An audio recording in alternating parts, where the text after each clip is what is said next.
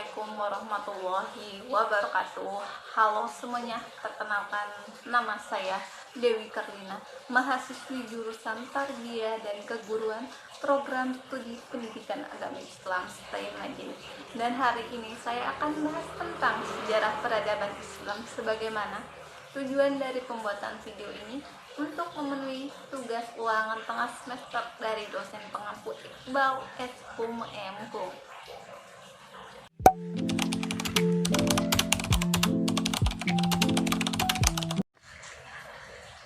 Secara bahasa, kata sejarah berasal dari bahasa Arab, yaitu syajaratun, yang berarti pohon silsilah, yang mengacu pada hubungan peristiwa-peristiwa di masa lampau, seperti cabang-cabang pohon yang saling terhubung. Sedangkan sejarah istilah, menurut para ahli, Ibnu Khaldun, sejarah adalah catatan tentang masyarakat atau peradaban dunia, tentang perubahan-perubahan yang terjadi pada watak masyarakat itu. Sedangkan sejarah menurut Muhammad Yamin, sejarah adalah ilmu pengetahuan yang disusun atas hasil penyelidikan dari beberapa peristiwa yang dapat dibuktikan.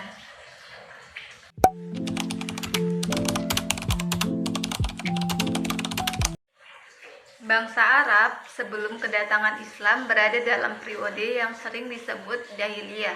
Pada masa itu, masyarakat Arab memiliki pola kehidupan yang terpecah-pecah dan sangat berbeda dengan tatanan yang dibawa oleh Islam. Adapun kondisi sosial dan politik bangsa Arab saat itu, kondisi sosial, sistem kesukuan sangat dominan. Perempuan diperlakukan secara rendah, bahkan bayi perempuan dikubur secara hidup-hidup, sedangkan perbudakan semakin merajalela. Kehidupan moral penuh dengan perjudian, minuman keras, dan perzinahan. Kondisi politik, tidak ada pemerintahan terpusat. Setiap suku independen, konflik antar suku sering terjadi dan Mekah menjadi pusat perdagangan dan agama. Sementara wilayah utara dipengaruhi Romawi dan Persia.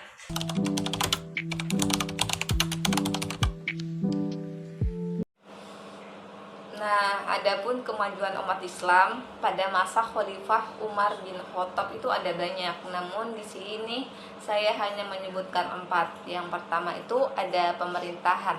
Sistem administrasi wilayah mulai dibentuk, termasuk pembagian wilayah menjadi provinsi. Yang kedua itu ada militer, perluasan wilayah ke Syam, Mesir hingga Persia. Nah, yang ketiga itu ada hukum dan sosial, yaitu dibentuknya Dewan Syura dan Pengadilan Penetapan Kalender Hijriyah. Nah, yang keempat itu ada ekonomi, pembentukan Baitul Mal untuk mengelola keuangan negara.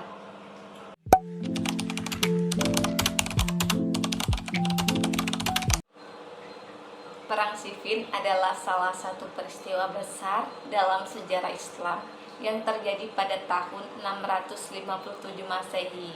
Nah, perang ini merupakan puncak konflik antara dua kelompok umat Islam, yaitu kubu Ali bin Abi Thalib dan kubu Muawiyah bin Abi Sufyan. Adapun latar belakangnya, yang pertama ada pembunuhan Utsman bin Affan. Pembunuhan Utsman dilakukan oleh pemberontak yang memicu keresahan, tetapi Ali menunda stabilitas hingga memicu ketegangan dengan Muawiyah. Nah, yang kedua ini ada penolakan Muawiyah. Muawiyah menolak berbaiat kepada Ali sebelum pembunuh Utsman dihukum. Nah, yang ketiga itu ada perselisihan kekuasaan. Muawiyah ingin mempertahankan kekuasaannya di Syam dan bertentangan dengan otoritas Ali. Yang keempat itu ada pertempuran di Siffin. Kedua kubu ini bertempur sengit di tepi sungai Efrat, tetapi mediasi gagal. Yang kelima itu ada taktik mushaf. Kubu Muawiyah meminta arbitrase dengan mengangkat mushaf memecah pasukan Ali. Perang ini berakhir tanpa pemenang jelas dan memunculkan kelompok Khawarij, menandai awal perpecahan politik Islam.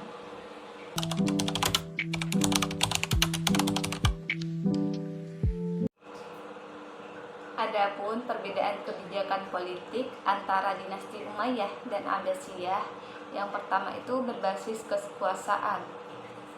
Nah, dinasti Umayyah ini berbasis pada supremasi bangsa Arab, sedangkan Abbasiyah ini lebih inklusif, melibatkan berbagai etnis seperti halnya Persia.